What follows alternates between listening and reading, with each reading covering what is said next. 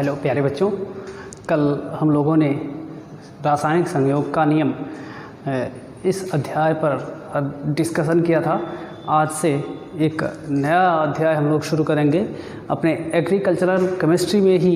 Chapter 4 है language of chemistry, मतलब रसायन की भाषा। रसायन की भाषा, केमिस्ट्री का लैंग्वेज क्या है, केमिस्ट्री की क्या भाषा है, उस पर हम डिस्कस करेंगे। तो उसमें एक जो कीमियागरी का दौर था उसमें प्रतीकों का क्या महत्व था, प्रतीकों तत्वों को किस तरीके से या पदार्थों को किस तरीके से सिंबलाइज करते थे, संकेत करते थे। तो प्रतीकों की जो प्राचीन प्रणाली है उसको देखेंगे। कीमियागरी के दौर में जो पारा तत्व था उसको इस तरीके से संकेत करते थे। सोना तत्व जो था, स्वर्ण तत्व जो था, उसको सर्कल करके संकेत करते थे। तांबा जो था उसको इस तरीके से संकेत करते थे। टिन को इस तरीके से, जल वाटर को इस तरीके से इस संकेत से सिंबलाइज करते थे। चांदी को अर्धचंद्राकार से संकेत करते थे। लोहा इस तरीके से संकेत किया जाता था, सर्कल को इस तरीके से लाइनिंग करके। मृदा को त्रिभुजाकार उल्टा त्रिभुज बना करके, गंधक को इस संकेत से संकेत करते थे। फिर उसके बाद प्रतीकों की प्राचीन प्रणाली के बाद डाल्टन की प्रणाली आती है। डाल्टन ने अपने तरीके से सिंबलाइज करने की कोशिश की। उन्होंने हाइड्रोजन को इस संकेत से संकेत किया। कार्बन के लिए ये संकेत सर्कल को पूरी तरह से कलर करके किया गया। ऑक्सीजन के लिए सिंपल सर्कल बनाया गया। सल्फ़र को इस तरीके से सर्कल में क्रॉस बना करके। गोल्ड के लिए सर्कल में जी लिखा गया। प्लेटिनम के लिए सर्कल बना के पी लिखा। जिंक के लिए सर्कल बना करके जेड लिखा गया। ये संकेत डाल्टन की प्रणाली का है। एक लैटिन प्रणाली भी है। इसमें जो तत्वों के लैटिन नाम है, लातिन अमेरिका कंट्रीज़ होते हैं, उनमें स्पेसिफिक भाषा चलती है जो कि लैटिन भाषा के नाम से जानी जाती है। सभी इंग्लिश या यूरोपियन लैंग्वेजेस का मूल माना जाता है उसको। उसमें तत्वों को जिन जिन नामों से जाना जाता था उनके नामों के शुरुआती अक्षरों से संकेत करने की कोशिश की गई। गोल्ड को, सोने को AU से, सिल्वर को AG, लेड को PB, पारा को HG से, सल्फर को S से, जल को H2O से संकेत किया गया। फिर आधुनिक प्रणाली आती है, संकेत प्रतीकों की आधुनिक प्रणाली। वो लैटिन भाषा की जो प्रणाली थी उसी का परिष्कृत रूप है। उसमें करते क्या हैं कि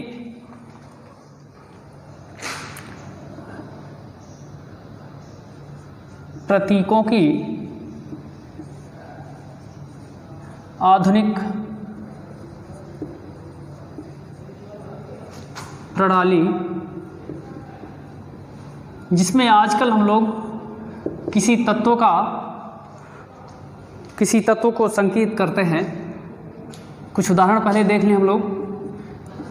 सबसे सिंपल हाइड्रोजन है, हीलियम है, lithium, beryllium, boron, carbon, nitrogen, oxygen,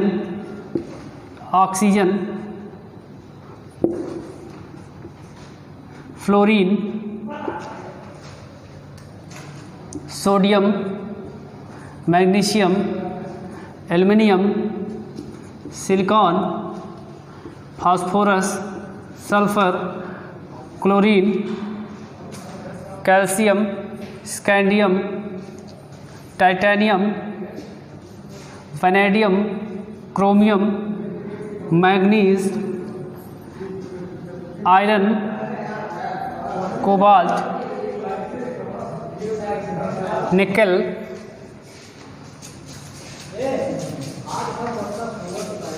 copper, zinc, gallium, germanium, arsenic, selenium. ठीक है, ये सेलेनियम है, सेलेनियम। ये क्या है? तत्वों के प्रतीकों की आधुनिक प्रणाली है जिसमें तत्वों को इस तरीके से संकेत किया जाता है। अब नियम क्या है इनको संकेत करने का, एक एक करके हम लोग देखेंगे कि इनको संकेत करने का क्या नियम है। तो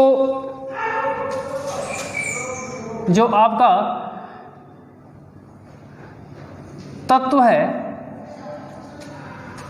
जितने भी पीरियोडिक टेबल में 118 के आसपास तत्व हैं, उनमें अधिकतर जो नाम है वो लैटिन भाषा के हैं।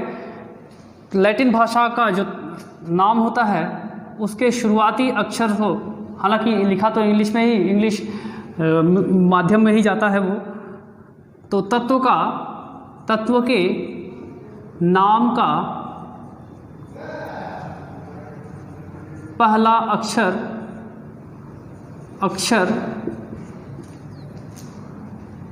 अंग्रेजी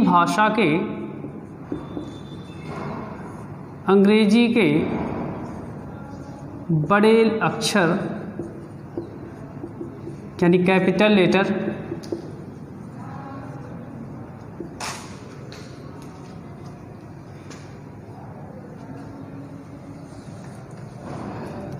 में लिखा जाता है।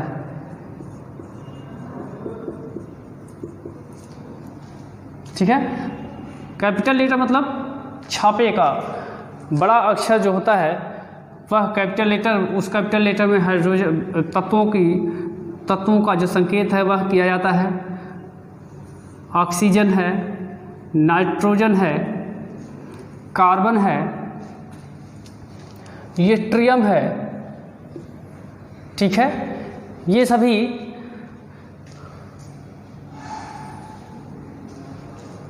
तत्वों के संकेत हैं। हाइड्रोजन तत्व के नाम का जो शुरुआती अक्षर है H, उसी से इसके संकेत को डिनोट करते हैं। ऑक्सीजन के नाम का पहला अक्षर O, इससे इसको संकेत करते हैं। नाइट्रोजन इसी तरीके से कार्बन, इसी तरीके से अन्य तत्वों की बात की जाती है, उनको संकेत करने की बात की जाती है। लेकिन अगर समान अक्षर से, समान स्वर से उच्चारित तत्व होगा, समान लेटर से होगा, तो उसके लिए क्या करेंगे?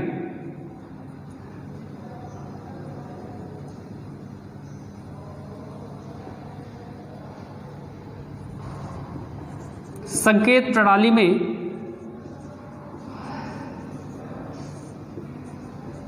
में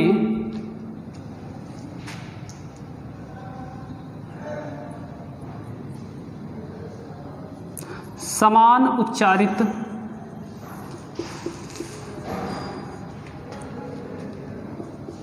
तत्वों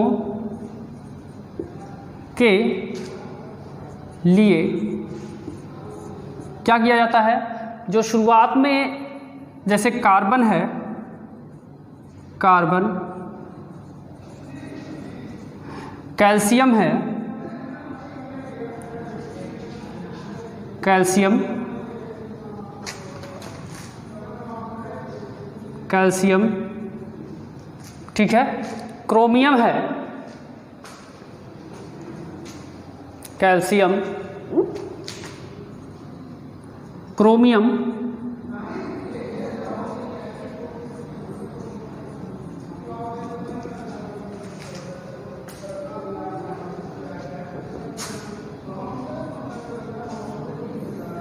क्रोमियम। अब देखेंगे इनका उच्चारण जो है वह समान अक्षर से हो रहा है, शुरुआत में यहाँ भी सी है, कैल्शियम और कार्बन में तो Ca और Ca है सेम टू सेम, क्रोमियम में C से ही शुरुआत हो रही है। तो अगर इनको संकेत करते तो क्या किया जाता है, कार्बन पहले पड़ गया, इसके लिए C संकेत दे दिया गया। अब कैल्शियम के लिए क्या करेंगे, तो ऐसे दोहराव से बचने के लिए संकेतों में अगले जब किसी एक अक्षर से संकेत कर दिया गया है तो आगे उसी अक्षर से शुरुआत वाले तत्व के लिए क्या करेंगे, पहला अक्षर उस तत्व का जो नाम है उसका पहला अक्षर और उसके तुरंत बाद वाला अक्षर प्रयोग में लाते हैं। ध्यान इस बात का दिया जाता है कि पहला अक्षर कैपिटल लेटर से और दूसरा अक्षर किससे हो, स्मॉल लेटर से हो। ठीक है, जैसे कैल्शियम के केस में हम लोग कर रहे हैं। एक और चीज़ ध्यान देते हैं, आगे उदाहरण से हम लोग समझेंगे, यहाँ पर सिर्फ ऐसे ही देख लें या अगले वाले में वो चीज़ आ जाएगी कि जैसे क्रोमियम को संकेत किया गया Cr, अभी यहाँ पर बताया गया कि कैल्शियम में पहला अक्षर यूज़ करेंगे कैपिटल लेटर से और उसके तुरंत बाद वाला अक्षर स्मॉल लेटर से यूज़ कर लेते हैं। लेकिन क्रोमियम में क्या किया गया है, C लिया गया है, H को छोड़ करके R ले लिया गया है।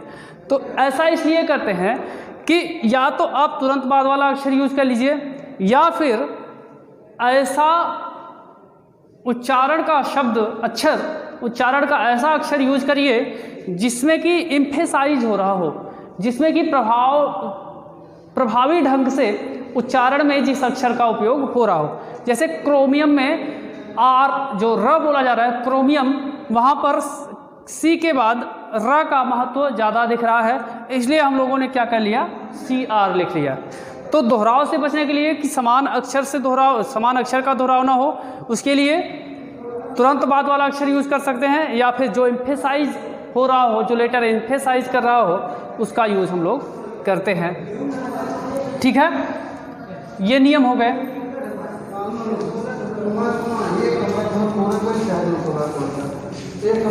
फिर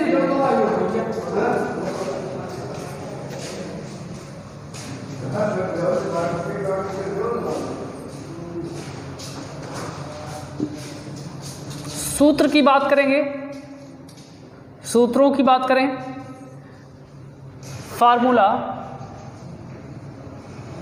फार्मूला क्या होते हैं कि प्रतीकों का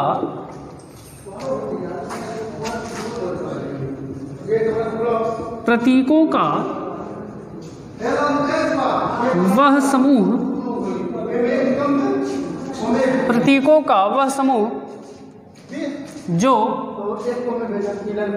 किसी पदार्थ के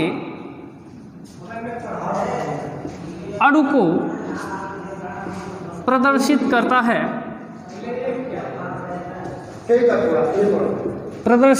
है सूत्र कहलाता है। सूत्र कहलाता है। ठीक है, तो प्रतीकों का वह समूह जो किसी पदार्थ के अणु को प्रदर्शित करेगा वह क्या कहलाएगा, सूत्र कहलाएगा। जैसे H2O, CO2, H2SO4, KMNO4, HCl इत्यादि। अब इसमें क्या है, प्रतीकों का समूह यूज किया गया है, प्रतीकों का समूह है और वह किसी पदार्थ के अणु को प्रदर्शित कर रहा है। H2O क्या है, जल का एक अणु है। CO2 क्या है, कार्बन डाइऑक्साइड का एक अणु है। H2SO4 क्या है, सल्फ्यूरिक एसिड का एक अणु है। KMNO4 पोटेशियम परमैंगनेट का एक अणु है। HCl क्या है, हाइड्रोजन क्लोराइड का एक अणु है। तो इस तरीके से फार्मूला होते हैं, केमिकल फार्मूला होते हैं, सूत्र होते हैं जिनसे कि किसी यौगिक का फार्मूला प्रस्तुत किया जाता है। अच्छा, इन संकेतों का क्या महत्व है या फार्मूला का क्या लाभ है, तो प्रतीकों के महत्व को देखेंगे।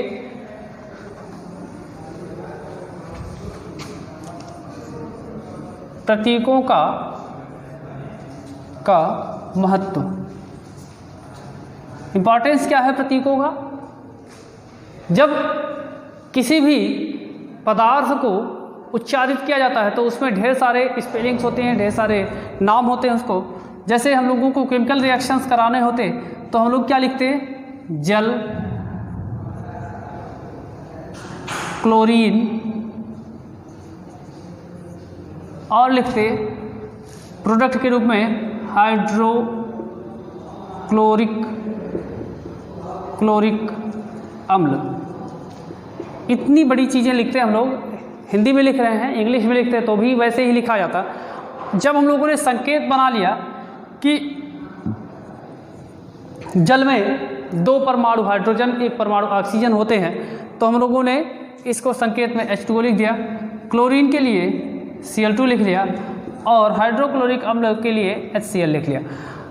समय की बचत होती है, मोर साइंटिफिक होता है, ज़्यादा वैज्ञानिक परख होता है, तो इसलिए संकेतों को यूज़ करते हैं, प्रतीकों को यूज़ करते हैं। ठीक है। जब कभी भी मोलों की बात आती है कि किसी के कितने मोल यूज़ किए जाने हैं, तो वहाँ पर हम लोग मोल को भी दर्शा सकते हैं। ठीक है। तो इसलिए प्रतीकों के रूप में प्रतीकों का प्रयोग करते हैं तत्वों को, पदार्थों को, यौगिकों को प्रदर्शित करने के लिए।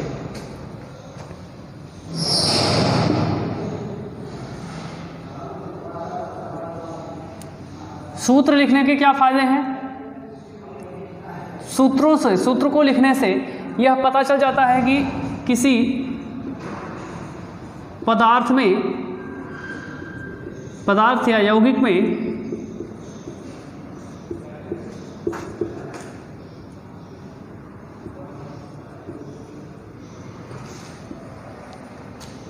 कौन कौन से तत्व उपस्थित हैं।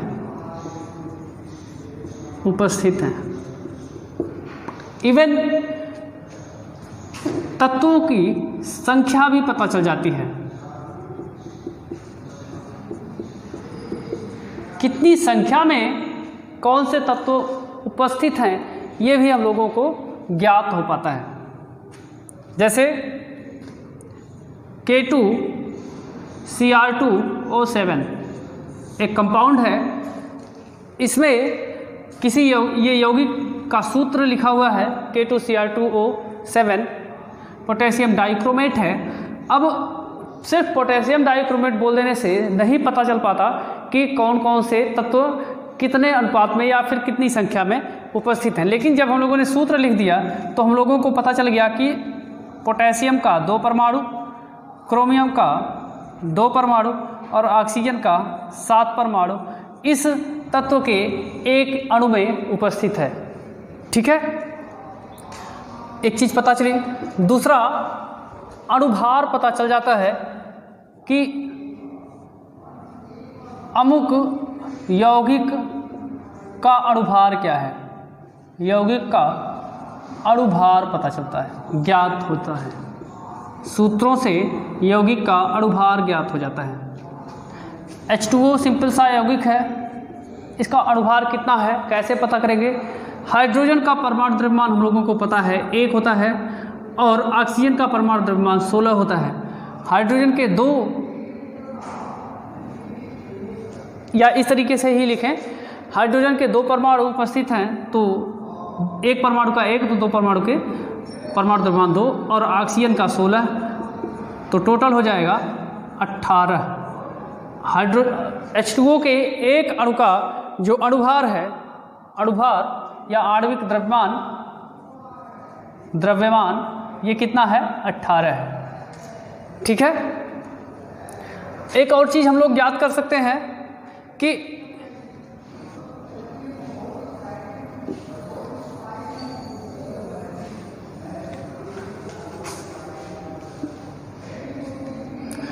प्रत्येक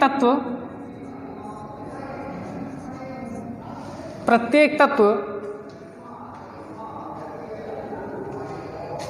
के कितने परमाणु मिलकर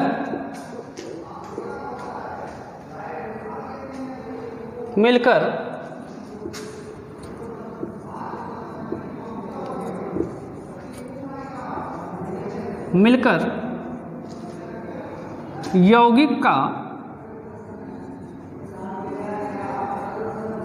एक अणु बनाते हैं।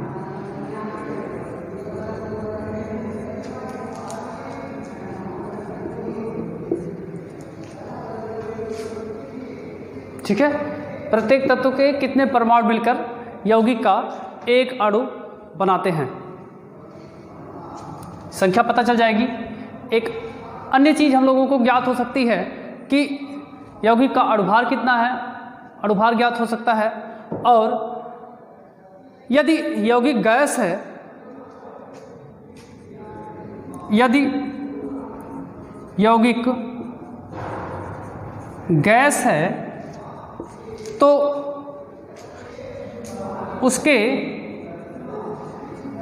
1 ग्राम अणु का आयतन ज्ञात कर सकते हैं, ज्ञात हो सकता है, ज्ञात कर सकते हैं। STP पर, स्टैंडर्ड टेम्परेचर प्रेशर पर, मानक ताप दाब पर किसी गैस के 1 ग्राम अणु यानी 1 मोल का द्रव्यमान नहीं बोलेंगे इसको, आयतन बोलेंगे। आयतन 22.4 लीटर होता है। ये प्रायोगिक मान है। 22.4 लीटर उपस्थित होते हैं किसी भी पदार्थ के 1 ग्राम अणु में। इसको समझेंगे, जैसे H2O है, ठीक है, H2O का अणुभार कितना है, 18 है। इसका आणविक द्रव्यमान या अणुभार कितना है, 18 है। तो H2O के 18 ग्राम में, अगर H2O गैस है, हालांकि क्योंकि गैस रूप में भी होता है, तो अगर H2O गैस जलवाष्प का 18 ग्राम ले लिया जाए तो वह H2O का 1 मोल होगा।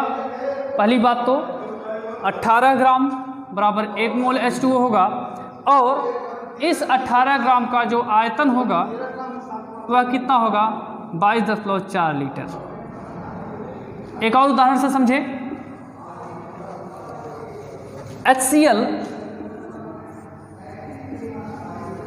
का एक अणु का अणुभार कितना होगा, हाइड्रोजन का 1 और Cl का 35.5 इज इक्वल टू हो जाएगा 36.5।